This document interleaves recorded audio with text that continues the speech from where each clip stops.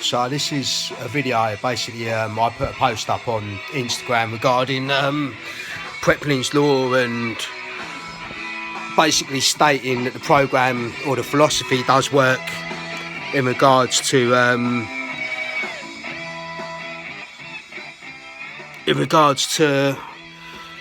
pretty much how your body adapts to training stimulus and how your body adapts to training volume. How can I go into this? Like, if you're just starting out training, if you're starting out strength development, you're kind of in guessing on how your body responds to volume. So you're not really interested in percentages or things like that. People tend to go to their maximum and then not sort of go to percentages. So preplins law is basically a philosophy that is in detail that you should be able to hit something for a certain amount of reps over a certain amount of sets.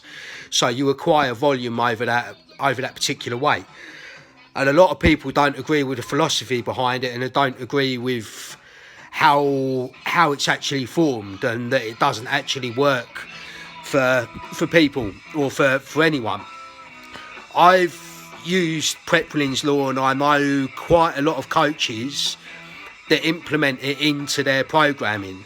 They'll use it as a baseline, but how you develop strength from this is basically you'll have a 10 kilo difference on what you can lift. So if you're feeling good on one day, you'll be able to hit up above that percentage and above that basically that peak of your lifting.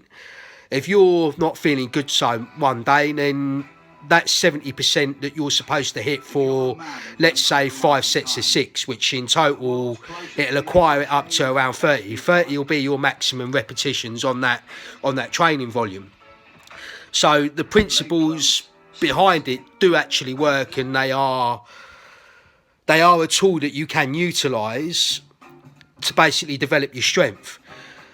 Now, it's something that I've been reading up myself about how to develop basically my lifting further and basically develop my programming, which what suits for me. Now I get stronger from basically doing a partial amount of volume on the first few weeks of my block, and it'll be something relatively easy. And then I'd say 3 weeks into my training block, I will switch things up heavy. So then I will acquire volume on those heavy loads, but I don't respond well to sets and reps. I respond better by doing one out set and doing that for a set of 5.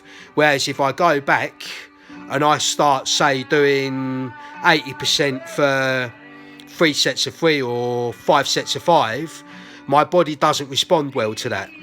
So what I'm trying to say by what I'm putting up on that screen is you have to find out on what's training stimulus works for you, on how you can develop it further.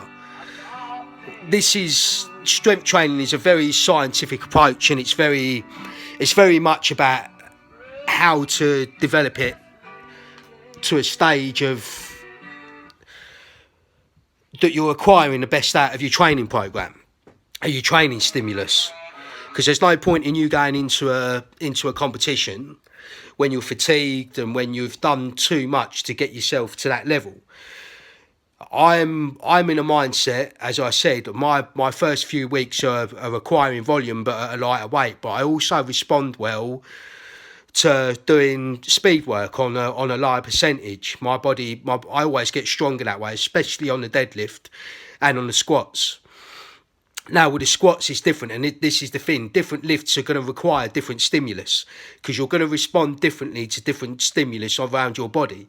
So I acquire strength on squats quite well with doing sets and reps, whereas the deadlift, I don't. The deadlift, I can go in and drum one set out and still gain strength in that way, whereas the squats and the bench, I have to acquire volume through it for me to develop the strength further. So what I'm saying is that your body You have to find out on how your body responds to training stimulus and how it can develop further. And the only person that can really find that out is you.